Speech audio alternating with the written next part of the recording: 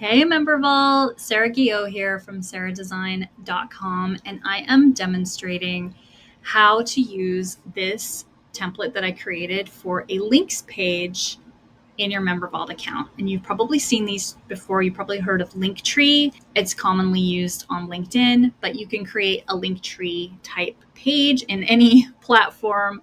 I have mine created on Squarespace. But it's super easy to make this on MemberVault, especially with this template that I just created. So I'm keeping it really simple for you. These pages can get complicated. They can get fancy. They can have all kinds of things in them. We're going to keep it simple. Picture of you, some text, some buttons, and you'll be good to go. It will take you less time to create this page using this template than it will for you to watch this tutorial video. All right. So where does this live? If you go into content pages, that's where this page lives. And if you go in here, I've named it Linktree. It's probably not what you're going to call it. And I made the URL /Linktree. When you first create it, it might be showing up for you as inactive, which means nobody's going to be able to see it or get to it, right? If it's on active, it's visible on your MemberVault page and everyone can get to it. If it's on invisible, then that means the only way people get to it is if they have the link. This is what I recommend you use. We don't need everyone to see this all the time. We're just going to grab this link and put it like on our Instagram profile and maybe our Facebook profile or places like that. I like to set enable comments to no, hide page header, I set to no, hide page breadcrumbs and title, I set to yes. I'll show you why in a minute. And then hide page footer, I set to no. I like the header and the footer of the page to show on this, unlike sales pages where I recommend that headers and footers be hidden. So let me show you what happens if I say no on hiding the page breadcrumbs and title. So that's the same thing as saying yes, show the page breadcrumbs and title. Let's hit save. I'll show you what that looks like. Refresh. All right, so here's the breadcrumbs. This is where you have your little house icon, and then it says the page, Linktree, and then the title is just below that. It's taking up space. It's not really adding anything. It's pushing the contents down so you can't even see the fourth button. So I don't think that we should have this showing here. It's really not necessary. So what I like to do is go back in here to hide page breadcrumbs and title and say yes. Save. Refresh my preview. And there you go. Much better. Okay. Then as we move on down the page, we just have two blocks. We have an image block and we have a text block. Image block has this circle of my face or your face, or it could be a square, it could be any shape. And then the text block has headline and buttons. So let's talk about the circle for a second. I created an image in Canva in a circle shape of my headshot with a transparent background, and that's what I like to upload onto the site because I like the way it looks. You don't have to do that. You could just grab any square image of yourself and throw that in. It doesn't even have to be square. It could be rectangular, but I think it's easier to use this template if you just go in with a square. And let me show you how you can create a circle image of your face with a transparent background in Canva real quick, just in case you want to know that. So you would head to Canva, hit create design. I always start with an Instagram post square. It's just a nice standard size, which is 1080 by 1080. It's much too big for your page, but that's okay. We're going to handle that later. Next thing we're going to do is go into elements over here on the left. We're going to find a circle frame. So you just go into the search, you type in circle frame. It brings up a bunch of choices, some with borders. I'm picking the plain one. Now I'm going to drag it up into the corner, and I'm going to drag the bottom right corner down until it snaps into place. Now it's filled, right? Now I just need to put my headshot in it. So I go to uploads, find a picture of myself and click on it.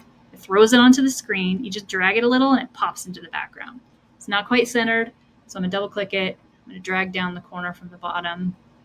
It looks nice.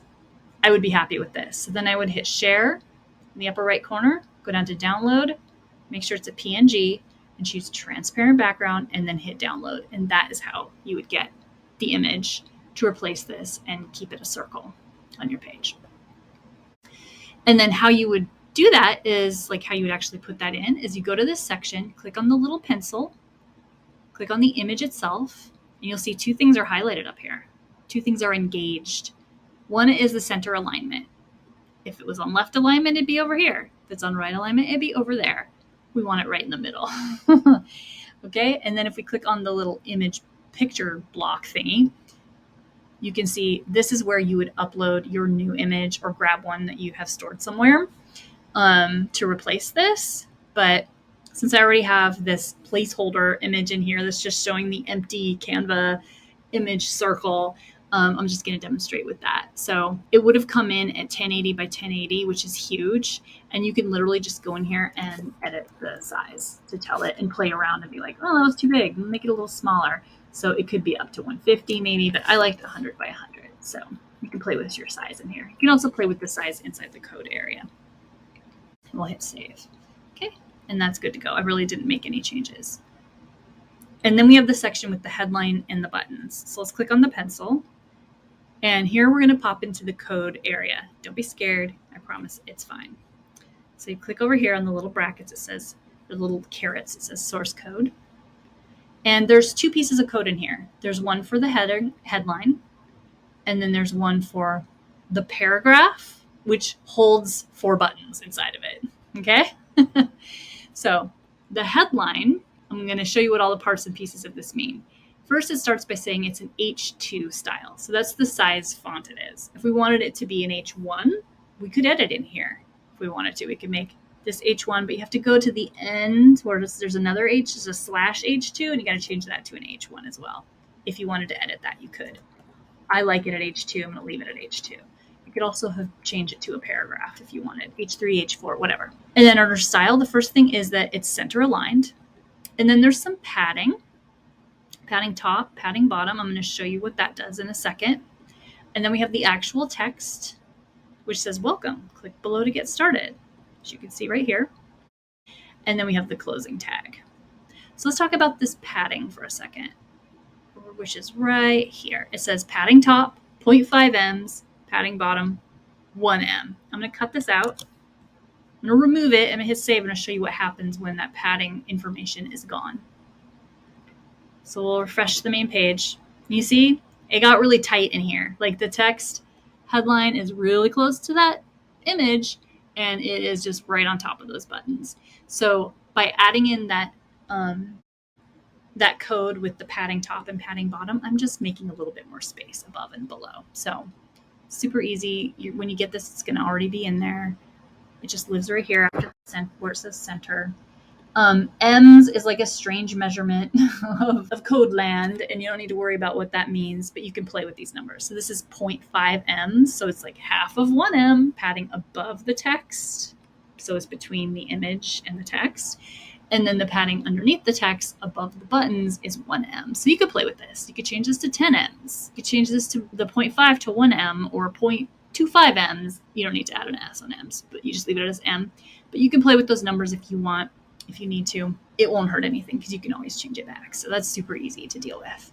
Now, the paragraph filled with buttons, let's talk about that for a second. So we start by identifying that this is a paragraph and that it's aligned center, right? So everything in here is centered. Oh, also let me save because I fixed the spacing and I want the spacing to be fixed here. See, so much better. Ah, I can breathe. All right. Okay. So it's centered. It's a paragraph. Now the next bit of copy here, it goes from this A all the way to this /A. I'm actually going to just hit return and push it onto another line so you can see it a little easier. All right. So this is a button. All right. It starts with this ahref, which is saying like, hey, there's going to be a link to a page in here. And in between these two quotation marks, you put the URL of where you want this to go. It could go to your product, it could go to your freebie page, it could go to your about page on your website, wherever you want. You're going to edit what goes in there. Like, see how it says my website? On all these other buttons, I have it going to just the MemberVault homepage. So I'm going to switch to the MemberVault homepage. See? So then you'd edit it. That's where that button would go. And then you have this class information, which is just speaking to MemberVault and telling it about what button to show. So you can ignore that, leave it alone. And then you have the button text itself. I like all caps, so I've written in all caps, but you don't have to. And I just put your button text here, and then you have this closing A. Okay? And then we have this special little tag that is called a break. It has the 2 little carrots, a BR, space, and a /. That is like a hard return on your keyboard. So that is what ensures that when you have one button and then you have another button, the other button shows below like a hard return and not right next to the first button. That's what that break is there for, okay? And this is basically, if I just put some spaces in here so you can see it better, this will all disappear if I hit save and come back in. You can see all of the parts of this paragraph. You have your opening paragraph, you have the closing paragraph.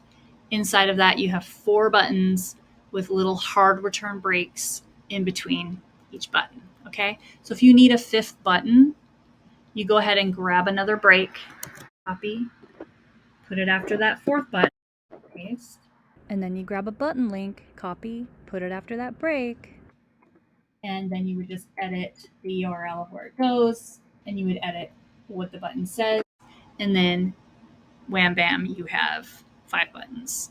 So I would hit save, go back in here, and now I have 5 buttons. So it's really easy, I promise. And the reason that I put them all inside one paragraph instead of creating separate paragraphs with a button in each is because when you create separate paragraphs with a button for each, they have like huge spacing. You see when I came back in here, all my returns went away. So you don't have to worry. If you want to make returns to clarify things for yourself, you can. I just want to show you real quick what that would look like if I put each button in its own separate paragraph tag. So let me just duplicate this just for demo purposes. Imagine that we have each button sitting inside its own paragraph. So this has a paragraph style, has the button text, and then it has the ending paragraph, right? What if I just had 4 of those?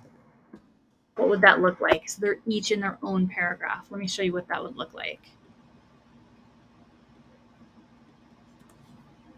See, they're super spaced out, and I don't like the way that looks. So you can do it this way if you want. That's up to you. But I prefer the closer up buttons, and I don't think they're going to be a problem clicking. Like sometimes people put a little extra space between buttons just so your finger can fit, but I've tested it out on my phone, and these are not too close together. I think that they're going to be great. So go into the pencil. We're going to edit this and leave it with the original. Refresh, and we're good to go. All right. And then don't forget to test this in mobile. Like I actually pulled this up on my phone. I went to remember that URL that we saw back here. That was, Sarah Design, VIP MemberVault /Linktree. I pulled that up. I'm just going to pull it up again, and just to make sure that it looked okay, and it totally does. So you can see it even with 5 buttons.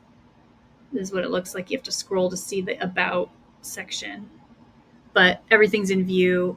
It looks pretty nice. And of course you would have, your information in there and your photo in there. I wanted to add a couple extra notes of guidance on what to put on your Linktree page. So let me go back to my existing page on Squarespace. So you may notice here that I have some emojis on a couple of these and then not on the others. So a few things are happening here. One, I put these in order of importance for me. I want the top thing to be something people pay for. It's affordable, it's powerful, it's my power hour, so I put that first. I also want people to be able to get to my website easily and not be confused about where my website is, even though this lives on my webpage, just in case. In mobile view, sometimes headers and footers are hidden.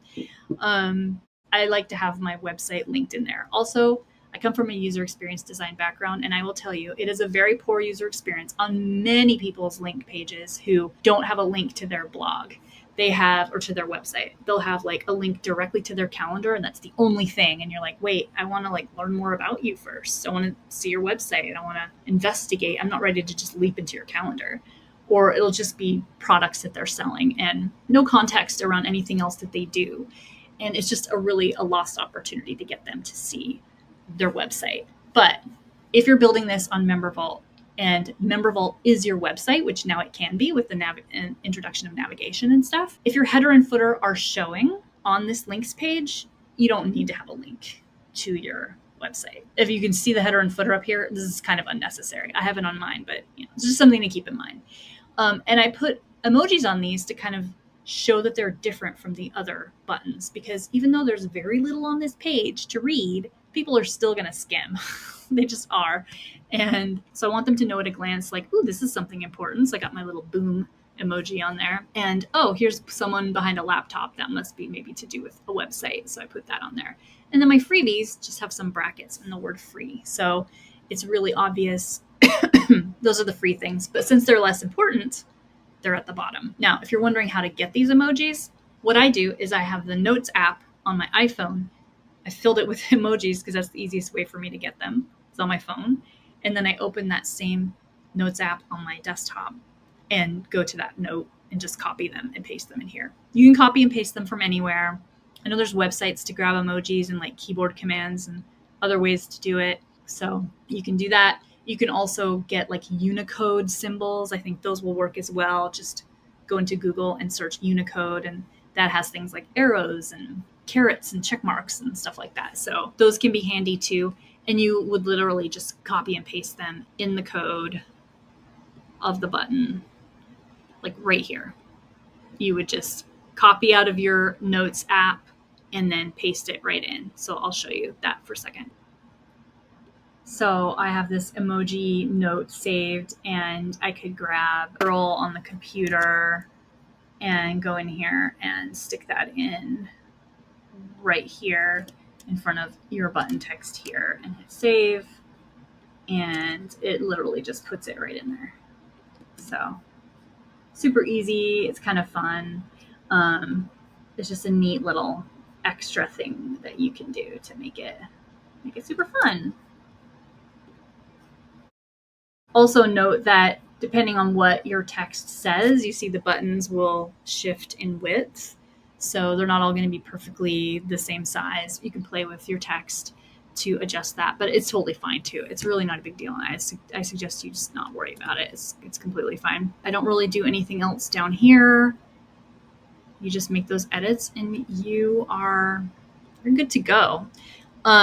So if you do this, make sure that you pop into the Facebook group and share your links page and tag me, Sarah Guillot, so that I can see and I can cheer you on and we can all see what you've done. We would love to see that. Also, I wanted to mention that I have a freebie for you all if you're interested. So the way I help MemberVault folks is with copywriting mainly. So I help you adjust the copy on your MemberVault site or your website or any copy you need, really, but I specialize in sales pages. So I have methods and frameworks to help you fill your course and your programs more easily to create that high converting sales copy. Like I said, I can't wait to see what you've created for your links pages, and I'll be there to cheer you on. So best of luck.